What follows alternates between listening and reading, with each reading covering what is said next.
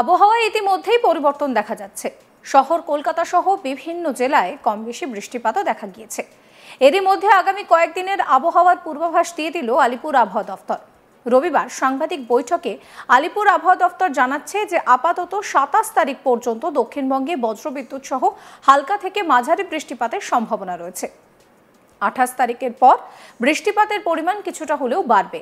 বৃষ্টিপাতের পরিমাণ বাড়ার সম্ভাবনা রয়েছে উপকূল সংলগ্ন এলাকাগুলিতে। সেক্ষেত্রে ২৮ তারিখ উপকূল সংলগ্ন উত্তর ও দক্ষিণ ২৪ পরগনা, পূর্ব ও পশ্চিম মেদিনীপুর এই সমস্ত জায়গায় ভারী বৃষ্টির সম্ভাবনা রয়েছে। ২৯ তারিখে দাঁড়িয়ে বৃষ্টিপাতের পরিমাণ কিন্তু আরও কিছুটা বাড়বে। ৩০ তারিখ পশ্চিমের জেলাগুলিতে ভারী বৃষ্টিপাতের সম্ভাবনা থাকছে। এরপর ৩১ তারিখেও কিছুটা বৃষ্টিপাত বেশি থাকতে পারে পশ্চিমের জেলাগুলিতে। এই পরিস্থিতিতে মৎস্যজীবীদের জন্য সতর্কবার্তাও জারি করা হয়েছে।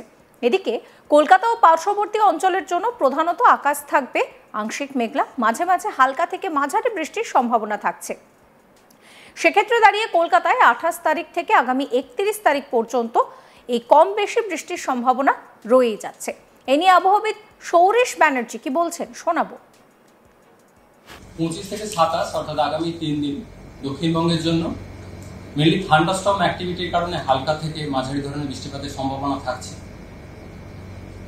২৮ তারিখ থেকে বৃষ্টিপাতের সম্ভাবনা বাড়বে এবং বৃষ্টিপাতের পরিমাণও কিছুটা বাড়ার সম্ভাবনা রয়েছে, বিশেষ করে উপকূল সংলগ্ন জেলাগুলিতে ২৮ তারিখ থেকে। এর কারণ একটা নিম্নচাপ তৈরি হওয়ার সম্ভাবনা রয়েছে, যেটা উত্তর বঙ্গোপসাগর এবং পার্শ্ববর্তী ওয়েস্ট সেন্ট্রাল অর্থাৎ পশ্চিম মধ্য বঙ্গোপসাগরের কাছাকাছি। এর ফলে ২৮ তারিখে মেনলি আমাদের উপকূল এর সংলগ্ন বা কাছাকাছি যে জেলাগুলো রয়েছে, যেমন উত্তর দক্ষিণ ২৪ পরগনা, পূর্ব পশ্চিম মেদিনীপুর, এই জেলাগুলো দু এক জায়গায় ভারী বৃষ্টির সম্ভাবনা থাকছে ২৮ তারিখে। ২৯ তারিখে বৃষ্টিপাতের স্প্রেড ইন্টেন্সিটি আরেকটু বাড়ার সম্ভাবনা রয়েছে। ২৯ তারিখে উপকূল সংলগ্ন জেলাগুলো, পার্শ্ববর্তী জেলাগুলো, সেই সাথে কলকাতা, হাওড়া, হুগলি, ঝাড়গ্রাম এই জেলাগুলোতেও দু এক জায়গায় ভারী বৃষ্টির সম্ভাবনা থাকছে। বৃষ্টিপাত ৩০ তারিখেও কন্টিনিউ করবে। ৩০ তারিখেও দক্ষিণবঙ্গের জেলাগুলোয় কিছু কিছু জেলায় ভারী বৃষ্টির সম্ভাবনা থাকবে, বিশেষ করে পশ্চিমের জেলাগুলো। ৩১ তারিখেও বৃষ্টিপাতের পরিমাণ বেশি থাকবে, তবে কিছুটা পরিমাণ কমবে ৩১ তারিখ নাগাদ। মেনলি ৩১ তারিখে বৃষ্টিপাত বেশি থাকবে। মৎস্যজীবীদের জন্য সমুদ্রে যেতে নিষেধ করা হয়েছে ২৮ তারিখ থেকে পরবর্তী কয়েকদিন আনটিল ফার্দার নোটিস।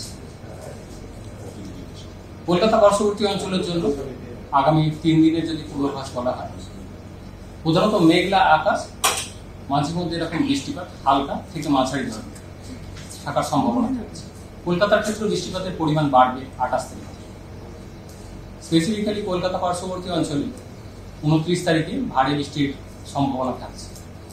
অর্থাৎ বৃষ্টিপাতের পরিমাণ কলকাতার জন্য ২৮ থেকে পরবর্তী ৩-৪ দিন ৩০ বা ৩১ তারিখ পর্যন্ত বেশি থাকবে। দিনের সর্বোচ্চ তাপমাত্রা কলকাতা পার্শ্ববর্তী অঞ্চলে মোটামুটি ৩১ থেকে ৩৩ ডিগ্রির কাছাকাছি থাকার সম্ভাবনা রয়েছে আগামী কিছুদিন।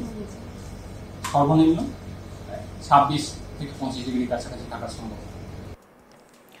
এবার আসে উত্তরবঙ্গের কথায়।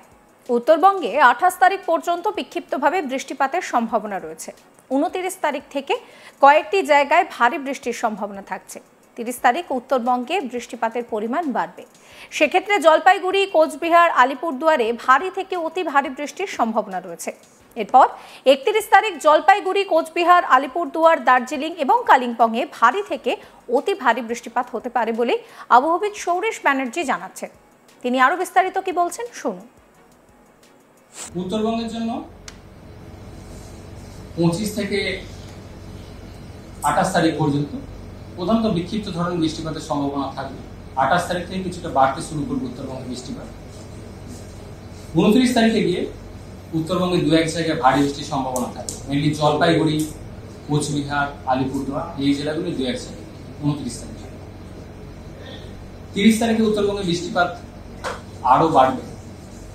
জলপাইগুড়ি, কোচবিহার, আলিপুরদুয়ার এই জেলাগুলো দু এক জায়গায় ভারী থেকে অতি ভারী বৃষ্টির সম্ভাবনা থাকবে উত্তরবঙ্গে, এবং উত্তরবঙ্গের অন্যান্য জেলাগুলো ৩০ তারিখে দু এক জায়গায় ভারী বৃষ্টির সম্ভাবনা থাকবে। 31 তারিখে মেনলি বৃষ্টিপাত বেশি থাকবে উত্তরবঙ্গের উত্তরের জেলাগুলো, জলপাইগুড়ি, কোচবিহার, আলিপুরদুয়ার এই জেলাগুলো দু এক জায়গায় ভারী থেকে অতি ভারী বৃষ্টির সম্ভাবনা। দার্জিলিং, কালিম্পং এই জেলাগুলো দু এক জায়গায় ভারী বৃষ্টির সম্ভাবনা। অর্থাৎ বৃষ্টিপাত বাড়তে শুরু করছে 28 তারিখ থেকে। সেটা শুরু হচ্ছে দক্ষিণবঙ্গের উপকূলের সংলগ্ন জেলাগুলো দিয়ে, ধীরে ধীরে সেটা উত্তরের দিকে ক্রমশ অগ্রসর হতে থাকে। 29 তারিখে বৃষ্টিপাতের স্প্রেড দক্ষিণবঙ্গে 29-30 বেশি থাকবে, ভারী বৃষ্টির সতর্কতা থাকছে। উত্তরবঙ্গের জন্য বৃষ্টিপাত মেনলি বাড়ছে 29 থেকে, এবং 29 তারিখে কয়েকটা জায়গায় ভারী বৃষ্টি, 30-31 গিয়ে উত্তরের জেলাগুলো দু এক জায়গায় ভারী থেকে অতি ভারী বৃষ্টির সম্ভাবনা থাকছে। এদিকে ইতিমধ্যেই কেরলে প্রবেশ করেছে বর্ষা। 3 দিনের মধ্যে উত্তর পূর্ব ভারতে যে রাজ্যগুলো রয়েছে সেখানেও কোথাও কোথাও বর্ষা প্রবেশের সম্ভাবনা রয়েছে। একই সঙ্গে নিম্নচাপ নিয়েও এদিন আপডেট দেয় হাওয়া অফিস। সেই নিয়ে কি বলছেন সৌরেশ ব্যানার্জি, শুনুন। বর্ষা কেরালায় প্রবেশ করেছে 24 তারিখে, যেটা স্বাভাবিক 1 জুনের কাছাকাছি থাকার কথা, বেশ খানিকটা আগেই প্রবেশ করেছে। আগামী 3 দিনে আমাদের উত্তর পূর্ব ভারতে যে রাজ্যগুলো রয়েছে কোথাও কোথাও বর্ষা প্রবেশ করার সম্ভাবনা থাকছে। আমাদের দক্ষিণবঙ্গ বা উত্তরবঙ্গ স্পেসিফিক এখনো বলা হয়নি, উত্তরবঙ্গে জেনারেলি বর্ষা আগে প্রবেশ করে। তো আগে আমাদের উত্তর পূর্ব ভারতে বর্ষা প্রবেশ করলে তারপর স্পেসিফিক আপডেট দেওয়া হবে। উত্তর পূর্ব ভারতের জন্য আগামী 3 দিনে কিছু কিছু অংশে বর্ষা প্রবেশ করার সম্ভাবনা রয়েছে নর্থ ইস্টার্ন স্টেট। যে নিম্নচাপটি রয়েছে সেটা কি কোনো রকম ভাবে ঘূর্ণিঝড়ে রূপান্তর হওয়ার সম্ভাবনা আছে? না, এখনো পর্যন্ত আমাদের বে অফ বেঙ্গলের যে সিস্টেমটার কথা বলা হয়েছে সেটা 27 তারিখ নাগাদ নিম্নচাপ তৈরির সম্ভাবনার কথাই বলা হয়েছে। এখনো পর্যন্ত সেরকম ইন্টেন্সিটি সেভাবে কিছু বলা হয়নি, তবে মনিটর করা হচ্ছে কন্টিনিউয়াস। সেটা সিস্টেমটা কম হয়ে গেলে তার ফার্দার ইন্টেন্সিটি বা ট্র্যাক আরো পরিষ্কার হবে। এখনো পর্যন্ত লো প্রেসারের কথাই বলা হয়েছে 27 তারিখ। প্রভাব মেনলি ভারী বৃষ্টি, দক্ষিণবঙ্গে ভারী বৃষ্টি এবং উত্তরবঙ্গে কোথাও কোথাও ভারী থেকে অতি ভারী বৃষ্টি আপাতত এখনো পর্যন্ত জানা আছে। টাইম টু টাইম এটা আমরা মনিটর করছি এবং আপডেট করা হবে। সতর্কতা মৎস্যজীবীদের জন্য থাকছে 28 তারিখ থেকে পরবর্তী নোটিশ না দেওয়া পর্যন্ত সমুদ্রে যেতে নিষেধ করা হচ্ছে উত্তর বঙ্গোপসাগর।